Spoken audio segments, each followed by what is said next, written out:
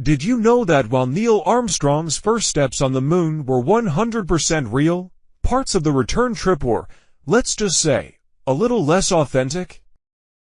Yep, NASA's quarantine protocol for the Apollo 11 astronauts was mostly for show. When Armstrong, Aldrin, and Collins splashed down back on Earth, they were immediately placed into a 21-day quarantine. Why? To protect humanity from mysterious, potentially deadly moon germs, at least, that's what the public was told. But here's where things get weird. NASA already knew there were no dangerous lunar microbes. Scientists had long suspected the moon was lifeless. There was no air, no water, no conditions to support bacteria. So why the dramatic quarantine?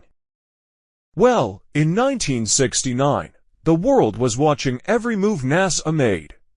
The US had just beaten the Soviets to the moon in the ultimate flex of Cold War dominance, and the last thing NASA wanted was a PR disaster.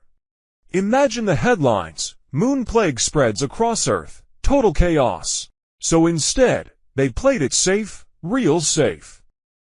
The astronauts were kept inside a specially designed mobile quarantine facility, which, let's be real, looked like a glorified Airstream trailer. And while it seemed super serious on TV, behind the scenes, it was pretty relaxed. The astronauts were in great spirits, chatting with President Nixon through a glass window like a sci-fi movie. The whole thing was carefully crafted theater, a way to reassure the public that NASA had everything under control.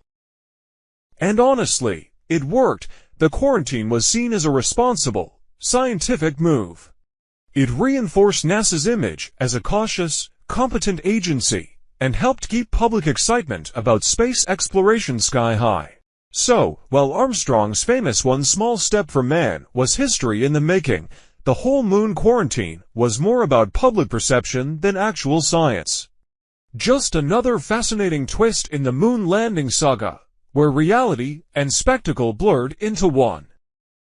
If you love weird space facts like this, don't forget to subscribe for more.